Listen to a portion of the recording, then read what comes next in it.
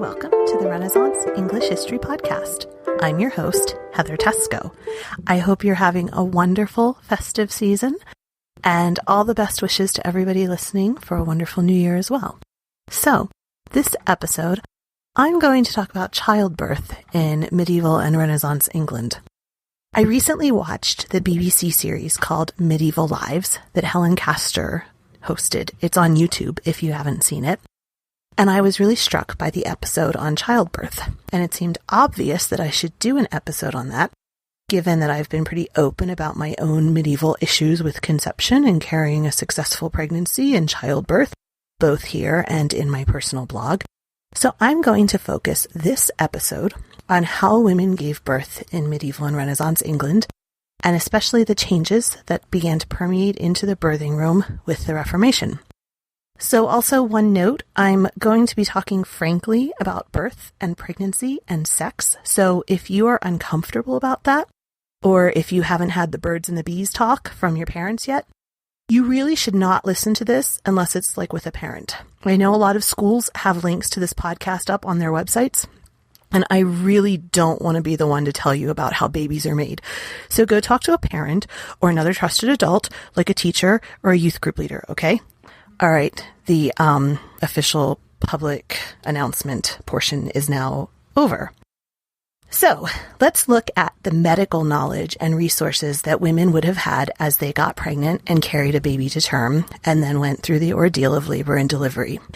First, it's important to recognize that the medical establishment at the time viewed women as incomplete men. And all of the medical textbooks from the time came from the position that women were men who weren't all the way formed yet. The vast majority of medical knowledge that doctors had at the time came from ancient Roman and Greek texts, and the idea of the half-formed man comes from Galen.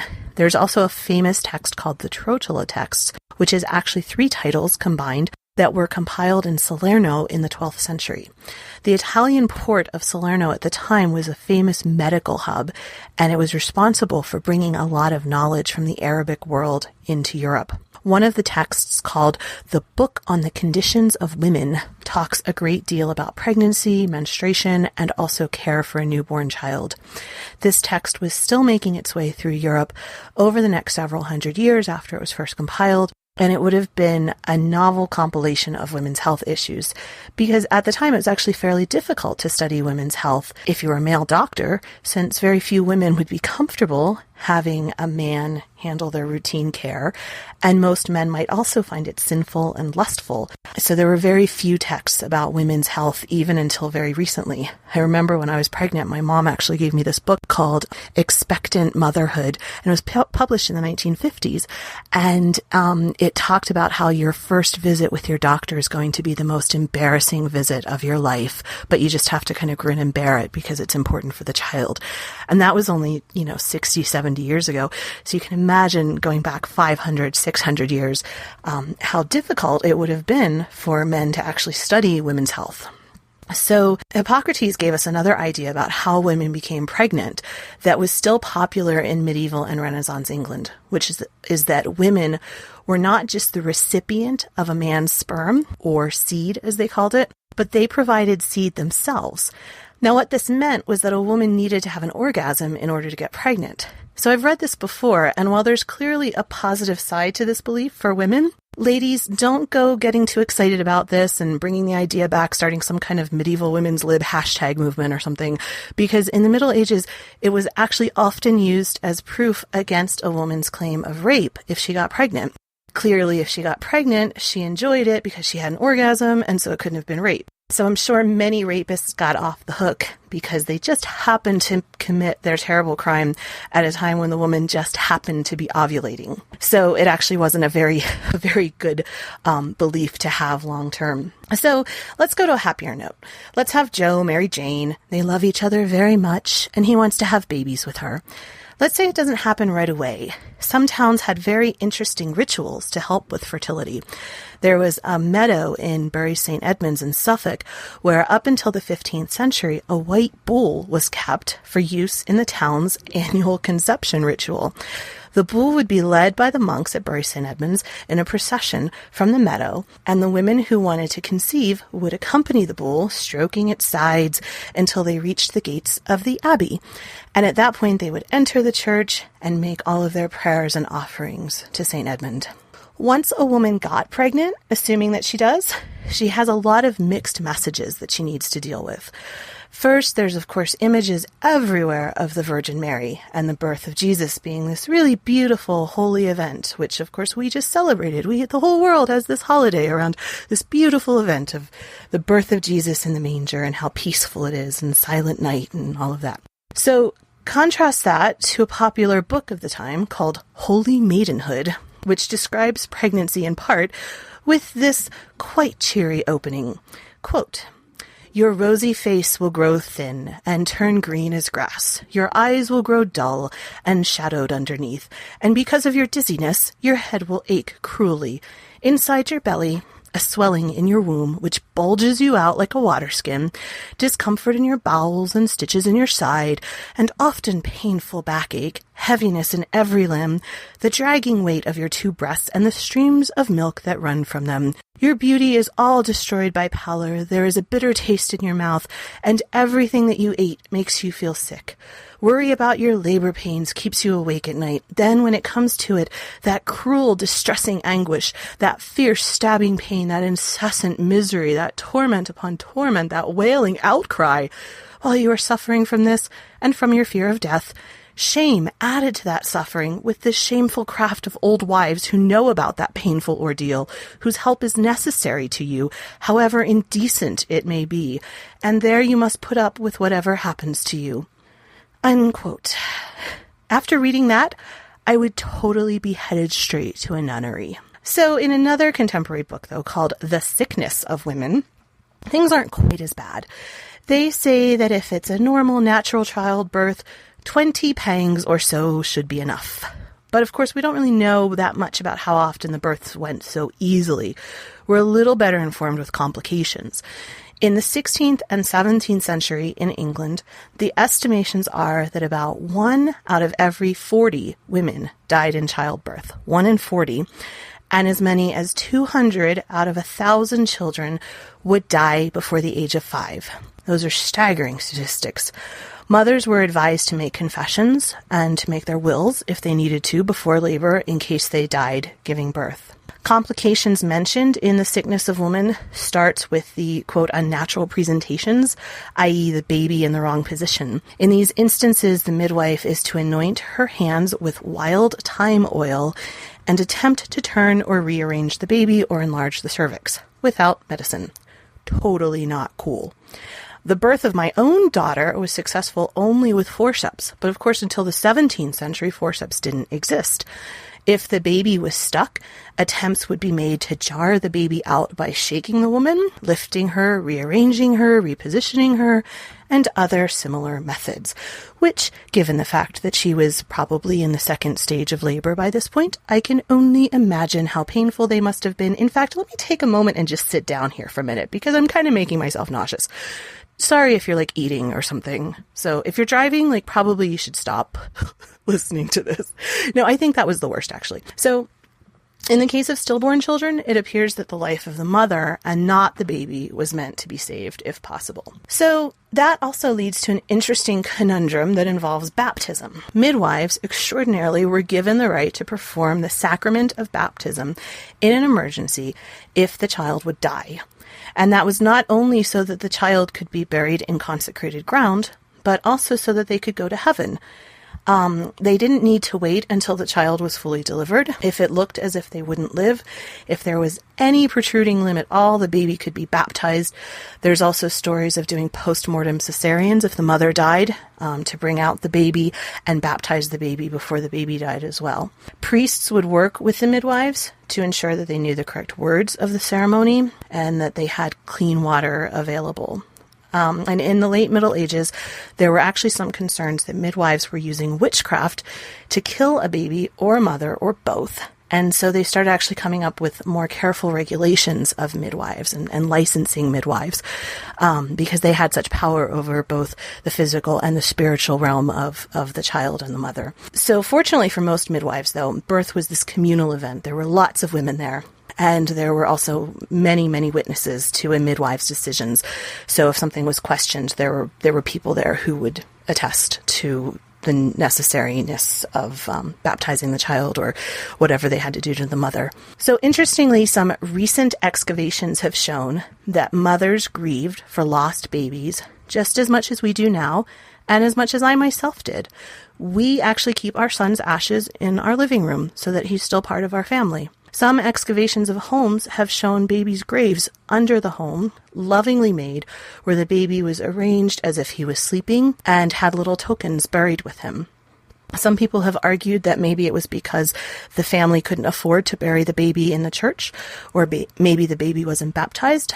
But it also shows some scholars contend that the grief was very real, and just because it was so much more common, it didn't make the parting any easier for the families. So, let's say you're going to give birth, and the pregnancy is healthy, and everything seems to be going well. About 6 weeks before you were due, you would go into confinement, which was your own space, with the windows shut up to keep out the bad humors, and with lots of women around you.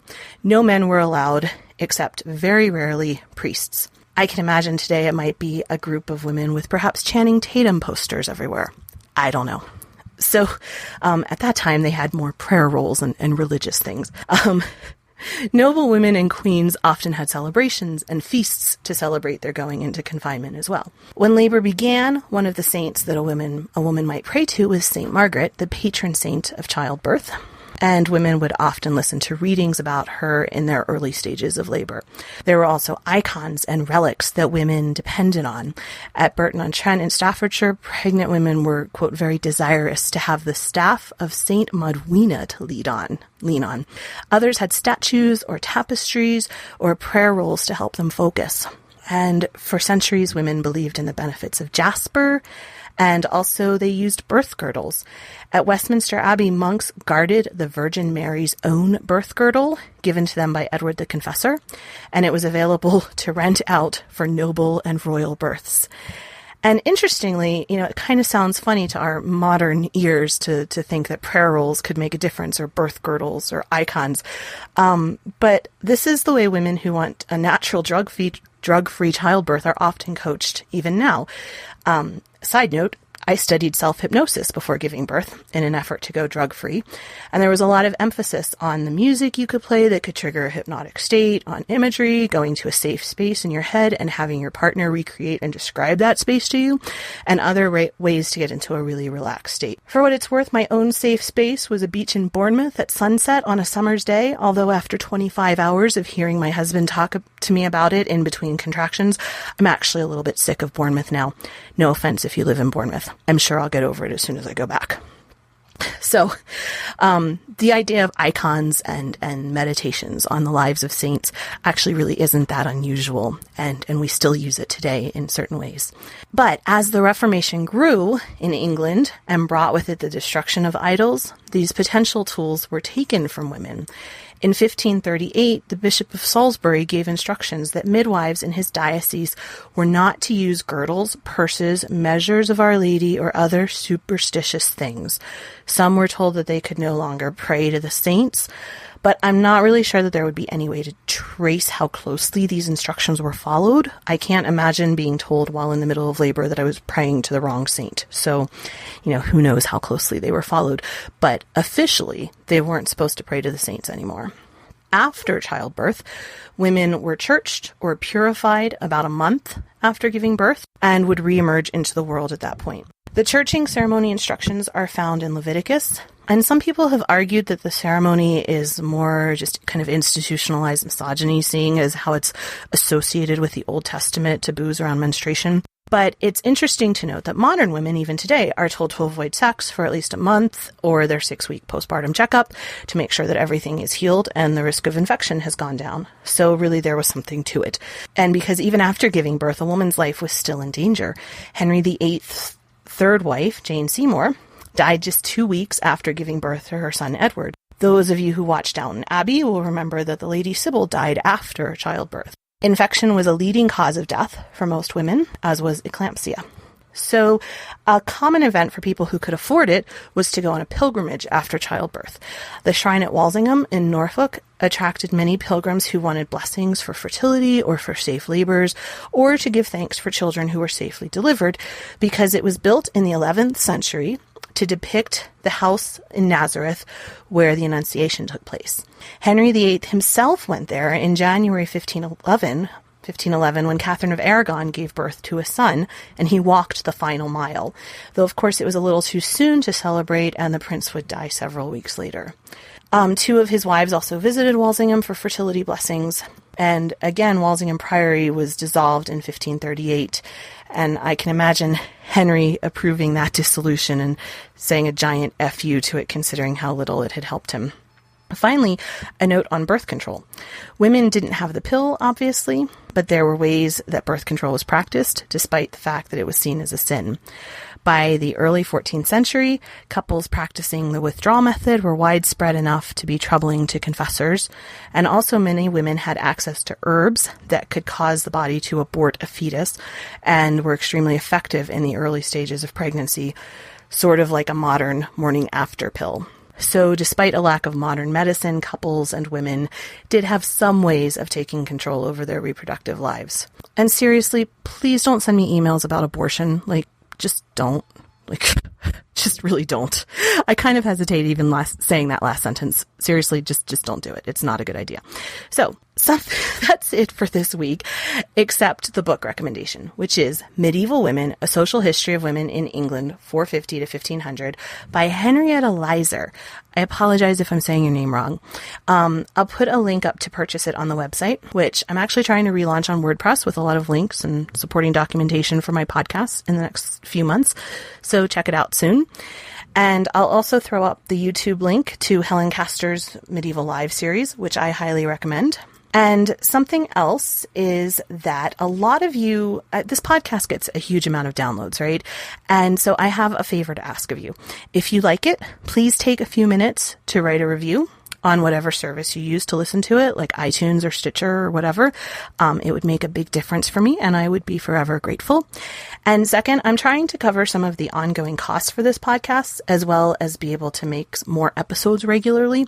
So I've set up an account on Patreon, which is a site that lets you support content creators like me and other artists, songwriters, or even podcasters. You can pledge a per episode contribution and set a monthly maximum. So my page on Patreon is patreon.com/nomadchick, NOMADCHICK, if you're feeling generous and are so inclined. I'll also put a link up on the site and on Facebook. And so the address for all of these things is englandcast.com, http://englandcast.com, or you can find me on Facebook at facebook.com/englandcast.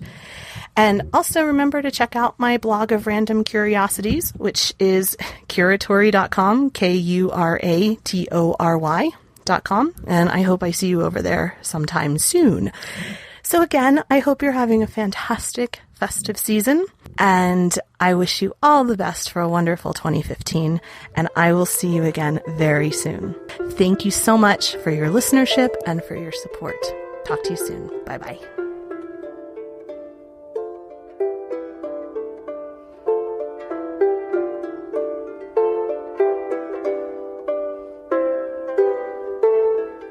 Blow, northern wind, send for me sweating. Blow, northern wind, blow, blow, blow. Ich hatte Bord in Bauerbricht, dat soll is semlis und sicht. Menschful meiden of mich, fern freit of wonder. In all this war flesh one, board of blood and of bone. Never yet in Houston on, of some air in London.